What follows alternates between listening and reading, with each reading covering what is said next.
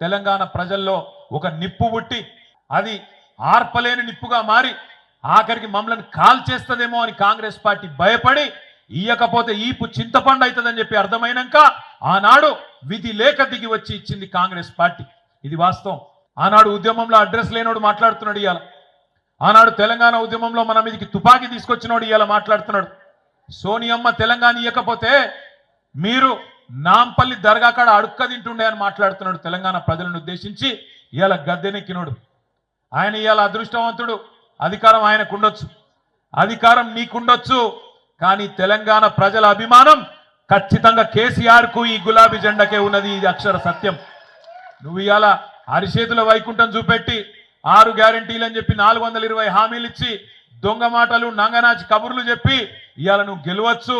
కానీ ఒక్కటి మాత్రం వాస్తవం బిడ్డ, ఏ రోజుకైనా ఏనాటికైనా తెలంగాణ చరిత్ర రాసిన రోజు కేసీఆర్ గారు హిమాలయాల పర్వతమంతా ఎత్తున ఉంటే కనీసం నువ్వు ఆయన కాలి గోరికి కూడా సరిపోని పాత్రలో ఉంటావు అనేది అక్షర సత్యం. ఇలా ఏ ఊరికన్నా పోదాం, ఏ ఊరికన్నా పోదాం, ఏ తాండ కన్నా పోదాం, ఏ బస్తీ కన్నా పోదాం, ప్రజలు ఏమనుకుంటున్నారో నీ సంవత్సరం పాలన గురించి ఒకసారి తెలుసుకో దమ్ముంటే నేను అడుగుతా ఉన్నా. ఎక్కడ పోయినా ఒక ఆటో అన్నను కదిపితే ఆయన తిప్పుతున్నాడు, ఒక రైతునికి తట్టుకొని మాట్లాడితే ఎక్కడన్నా కదిలిచ్చి మాట్లాడితే ఏడుపొక్కటే తక్కువ ఉన్నది. మహిళలను ఏమమ్మా ఎట్లున్నారంటే వాళ్ళు బాధలే చెప్తున్నారు. ఇలా తెలంగాణలో ఏ ఒక్క వర్గం, ఆఖరికి గురుకులాల్లో ఉండే పిల్లలు వాళ్ళు కూడా ఆత్మహత్యలు చేసుకునే పరిస్థితి. నువ్వు బువ్వ పెట్టలేకపోతే ఆ దిక్కుమాలిన బువ్వ తిని హాస్పిటల్ పాలయ్యే పరిస్థితి. ఇది ఈరోజు తెలంగాణ సంవత్సరం పరిపాలన.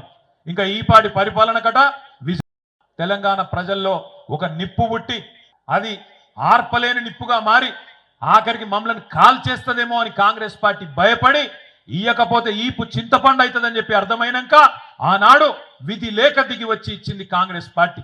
ఇది వాస్తవం. ఆనాడు ఉద్యమంలో అడ్రస్ లేనోడు మాట్లాడుతున్నాడు ఇవాళ. ఆనాడు తెలంగాణ ఉద్యమంలో మన మీదకి తుపాకీ తీసుకొచ్చినోడు ఇవాళ మాట్లాడుతున్నాడు.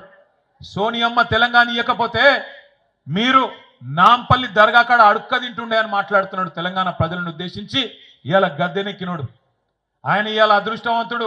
అధికారం ఆయనకు ఉండొచ్చు, అధికారం నీకుండొచ్చు, కానీ తెలంగాణ ప్రజల అభిమానం ఖచ్చితంగా కేసీఆర్ కు ఈ గులాబీ జెండాకే ఉన్నది. ఇది అక్షర సత్యం.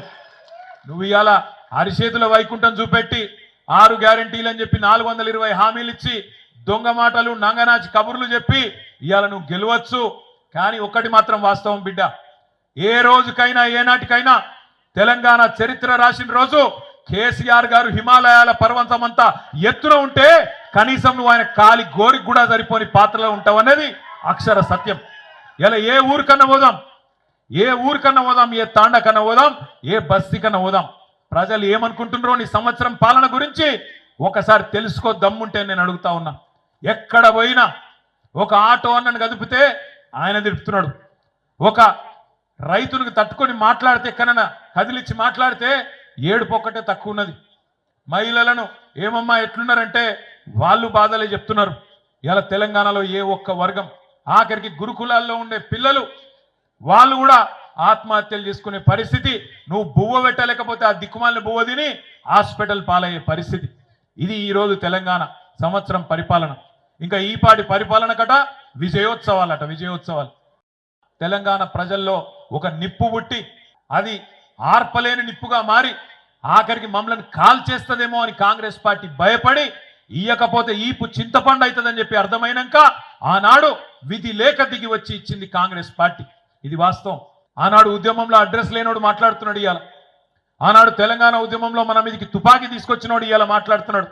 సోనియమ్మ తెలంగాణ ఇయ్యకపోతే మీరు నాంపల్లి దర్గా కాడ అడుక్క తింటుండే అని మాట్లాడుతున్నాడు. తెలంగాణ ప్రజలను ఉద్దేశించి ఇవాళ గద్దెనెక్కినోడు ఆయన. ఇవాళ అదృష్టవంతుడు. అధికారం ఆయనకు ఉండొచ్చు, అధికారం నీకుండొచ్చు, కానీ తెలంగాణ ప్రజల అభిమానం ఖచ్చితంగా కేసీఆర్ కు ఈ గులాబీ జెండాకే ఉన్నది. ఇది అక్షర సత్యం. నువ్వు ఇవాళ అరిచేతుల వైకుంఠం చూపెట్టి 6 గ్యారెంటీలు అని చెప్పి 420 హామీలు ఇచ్చి దొంగ మాటలు నంగనాచి కబుర్లు చెప్పి ఇవాళ నువ్వు గెలవచ్చు.